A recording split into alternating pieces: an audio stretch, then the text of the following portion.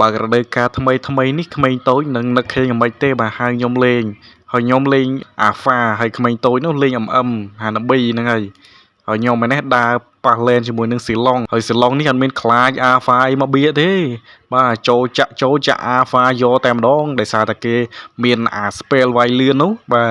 មានអាស្ពេលវាយលឿននោះគេរៀងជឿជាក់គេអីចឹងណាកន្លែងនេះគេជឿជាក់គេស្មានតែអាស៊ុនមកជួយមិនអាស៊ុនដាក់មេផាយបាត់ងាប់តែឯងទៅណាកន្លែងនេះគេខឹងគេមើលចិត្តគេថាអាហ្វាយមានកលយមួយស៊ីឡុងគេគិតតែអញ្ចឹងណាគេដាក់ស្ពេលវាយលឿនអីផងឯណាហើយខ្ញុំស្ពេលឡងខ្ញុំនឹងទុកដីបើកមកស្រាប់ស៊ីឡុងភ្ញាក់ខ្លួនព្រឺតដូចខ្មោច7ថ្ងៃស៊ីឡុងគេមានអាស្ពេលវាយញាប់និយាយថាជឿជាកន្លែងនេះលឹកបងសុនហ្នឹងគេអត់ទៅជួយគ្នាគេវាយដើកទេគេសុខចិត្តមកដើមអាសัตว์ទូចប្រពន្ធមេដៃខ្ញុំនឹងស្រាប់តែមានណាបត់កកន្លែងហ្នឹងតែម្ដង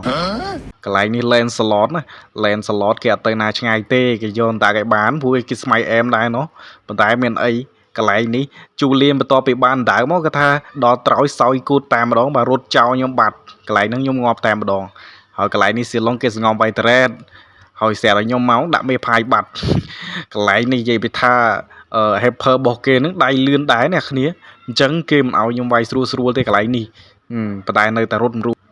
កន្លែងនេះស៊ីឡុងគេនៅជឿជាក់គេចូលវាយខ្ញុំមកគេអាងមានស្ពែវាយលឿនហ្នឹងបាទឥឡូវដាក់មេផាយបាត់ហើយតែដាក់មេផាយមិនតាន់ទេគ្នាខ្ញុំមក2នាក់កន្លែងនេះពឹងឲ្យវាយត្រេតសុកស្រាប់តែស៊ីឡុងនេះគេចូលមកចាក់ខ្ញុំហើយចូលចាក់មានទឹកឈ្នះអីខ្ញុំ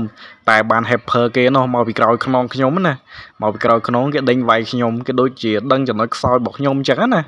គេដឹងថាខ្ញុំអស់ម៉ាណាអញ្ចឹងស្រាប់តែគេដេញវាយបាទអែមរបស់គេ Hyper គេ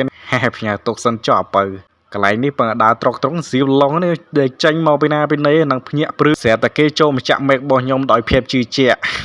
កន្លែងនេះពឹងឲ្យវាយតារ៉េតនឹង Hyper គេដេញទៀតហើយបាទពីអ្នកការករាច្ដេញច្ដុំចាំស៊ីខៀខ្ញុំក៏ប៉ុន្តែឃើញតាន់ពេកស៊ីខៀអត់បានដាក់មេផាយទៅ2នាក់ធីមហ្វៃកន្លែងនេះឃើញតំណងនៅម្ដុំហ្មងគេចង់ផ្ដាច់ត្រេតខ្ញុំនោះគេអត់មានខ្លាចទេបាទគេ3-1ហើយការករាហ្នឹងមិនដឹងថាមិនហកមកវិញ